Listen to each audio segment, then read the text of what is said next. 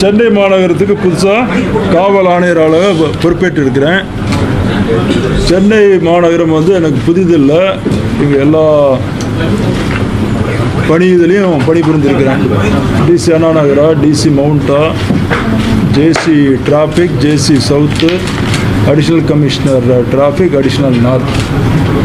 So Chennai city எனக்கு புதிதில்லை.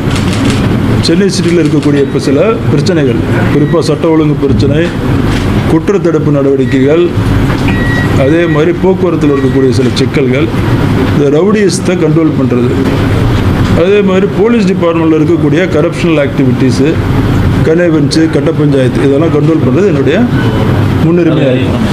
இப்போ நீங்கள் கேளுங்க சார். இப்போ city police commissioner post prestigious post வந்து உங்களுக்கு கவர்மெண்ட் கொடுத்துருக்காங்க. ஏற்கனவே நீங்கள் வந்து எல்லா இடத்துலையும் சிறப்பாக செயல்பட்டுருக்காங்க.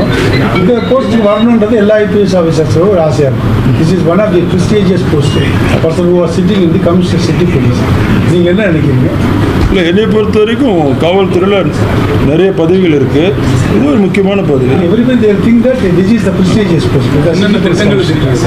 அதான் சொல்லிட்டேன், சிட்டியில் எல்லா இடத்துலையும் ஒர்க் பண்ணியிருக்கிறோம். அது ஒரு கூடுதல் பொறுப்பு. அதான் சொல்லணும்.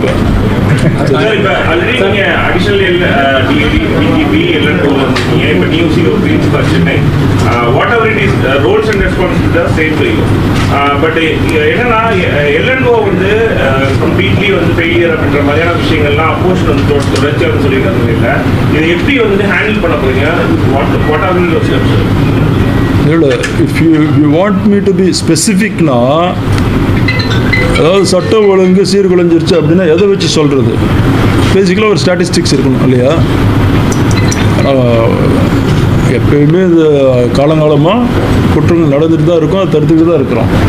ஸோ இந்த இப்போ அதிகமாகிருச்சு, முதல்ல கம்மியாக நடந்தது அப்படிங்கிறது ஸ்டாட்டிஸ்டிக்ஸ் வச்சு தான் சொல்லணும். அப்படி ஸ்டாட்டிஸ்டிக்ஸ் வச்சு பார்க்கும் பொழுது சென்னை சிட்டியாக இருக்கட்டும், தமிழ்நாடாக இருக்கட்டும், இப்போ வந்து 2022, 2023 கொலைகள் கம்மியாக தான் நடந்திருக்கு. அது யார் வேணாலும் செக் பண்ணிக்கலாம். இருந்தாலும் இருக்கக்கூடிய இந்த நடக்கக்கூடிய விஷயங்களையும் இந்த ரவுடி ஆக்டிவிட்டியும் கண்ட்ரோல் பண்ணுங்கிறது எங்களுடைய முன்னுரிமை. அதை பண்ணணும். பொதுவான ஒரு குற்றச்சாட்டு இன்டெலிஜென்ஸ் வந்துட்டு அவருக்கு உயிருக்கு அச்சுறுத்தல் இருந்தது அப்படின்னு சொல்லி சொல்லியிருக்காங்க. பட் வந்து காவல்துறை வந்து சரியான நடவடிக்கை இல்லை. அது எனக்கு தெரியல, அதை நான் செக் பண்ணணும். எனக்கு இப்போ தான் கமிஷனர் பொறுப்பேற்று இருக்கிறேன், பார்க்குறேன். அப்படி ஏதாவது இருந்ததுன்னா நடவடிக்கை எடுக்கலன்னா எடுக்காத அதிகாரி மேல் நடவடிக்கை எடுக்கணும்.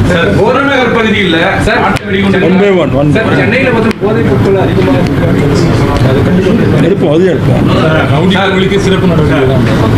அதான் முதல்ல சொல்லிட்டேன். நாட்டு வெடிகுண்டு கலாச்சாரம் இருந்துச்சு. இந்த ஆம்ஸ்ட்ராங் சென்னையில இந்த நாட்டு வெடிகுண்டு கலாச்சாரம் இருக்குது. இதை ஒழுக்கத்திற்கும் ரவுடிகளை ஒழுக்கத்துக்கும் இந்த நடவடிக்கை முதல்ல ஆரம்பிக்கும் போதே உங்கள்கிட்ட சொன்ன நான் என்னது, சட்டம் ஒழுங்கை பாதுகாக்கிறதுலையும் சரி, குற்றங்களை தடுக்கணும், நடந்த குற்றங்களை கண்டுபிடிக்கணும், ரவுடிசத்தை கண்ட்ரோல் பண்ணணும். அதுக்கு தான் முன்னுரிமை பண்ணுவாங்க. என்டையர்லி ரவுடிசம் கண்ட்ரோல் பண்ணணுன்றது ஒரு அச்சீவ்மெண்ட் சொல்லுங்க. சில ஸ்டேஷன்ஸ் வந்து மென் பவர் கம்மியாக இருக்குன்ற மாதிரி ஒரு குற்றச்சாட்டு. அது அதெல்லாம் பார்த்தோம், அதை களையக்கூடிய நடவடிக்கை எடுப்போம். சார், நீங்கள் ஆல்ரெடி வந்து நார்த் அடிஷனல் கமிஷனர் இருக்கும்போது ஒரு கேங்ஸ்டர் ஸ்கீம் ஒன்று வச்சுருந்தீங்க. இப்போ அந்த கேங்ஸ்டர் ஸ்கீம் பார்க்குறேன், செக் பண்ணுறேன். செக் பண்ணிட்டு எதெல்லாம் ரிவைவ் பண்ணுமோ பண்ணுவோம். இல்லைன்னு சொல்லி பார்க்குறேன். இந்த போதைப் பொருள் உலகம் வந்து அதிகரிச்சிருக்கிறது. தடுக்கிறதுக்கு ஸ்பெஷல் திட்டங்கள் இருக்கா? ஏன்னா நீங்கள் ஆல்ரெடி ஆவடியில் இருந்துருக்கீங்க, எல்லோரும் இருக்கீங்க. தினமும் ஒரு திட்டம் கொடுக்கறதுனால ஒரு பிரயோஜனம் கிடையாதுங்க. ரெகுலர் போலீசிங், ப்ரொஃபஷனல் போலீசிங் பண்ணாலே போதும். போலீஸ் அதிகாரிகளும் சரி, காவல் அதிகாரிகளும் ஆளுநர்களும் அவங்களோட பொறுப்பை உணர்ந்து பண்ணக்கூடிய ப்ரொஃபஷனல் போலீஸுமாங்க. அதை ரெகுலராக பண்ணாலே எல்லா குற்றங்களும் குறையும். அதை பண்ணுறதுக்குள்ள ஏற்பாடுகள் பண்ணணும். ஆம்ஸ்ட்ராங் வழக்கு பற்றி நான் கருத்து சொல்ல முடியாது. இப்போ தான் அது இப்போ தான் வந்து நான் பொறுப்பை ஏற்றிருக்கிறதுனால இதுக்கு மேலே தான்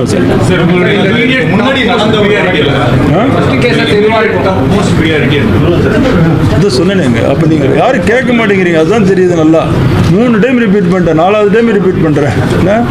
சட்டம் ஒழுங்கை மெயின்டைன் பண்ணணும், அடுத்து குற்றங்களை தடுக்கணும், நடந்த குற்றங்களை கண்டுபிடிக்கணும், ரவுடிகளை ஒடுக்கணும், ரவுடிகளுக்கு அவங்களுக்கு புரிகிற மாதிரி வகையில் சொல்லிக் கொடுக்கணும். சரியா? இதுதான் ப்ரியாரிட்டி. போக்குவரத்து சிக்கல்கள் இருக்குது நிறைய. நான் போக்குவரத்து அடிஷனல் கமிஷனர் இருந்ததுனால சொல்கிறேன், போக்குவரத்து சிக்கல்கள்லாம் கொஞ்சம் இருக்குது, அதையும் சரி செய்வோம். சிசிடிவி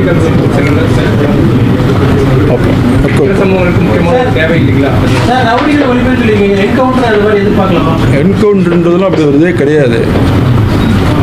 இது வாய்ப்பு இருக்கா? ரவுடிகளுக்கு எந்த லாங்குவேஜ் புரியுமோ அந்த லாங்குவேஜில் நம்ம சொல்லிக்கணும். சரியா? அதாவது என்னை நம்பி இந்த பொறுப்பை கொடுத்துருக்கிற அரசுக்கு கண்டிப்பாக, அரசுக்கும் மாண்புமிகு முதலமைச்சர் அவர்களுக்கும் கண்டிப்பாக நல்ல பேர் கிடைக்கிற மாதிரி சட்டம் ஒழுங்கை காப்பாற்றுவோம், ப்ரொஃபஷனல் போலீசிங்.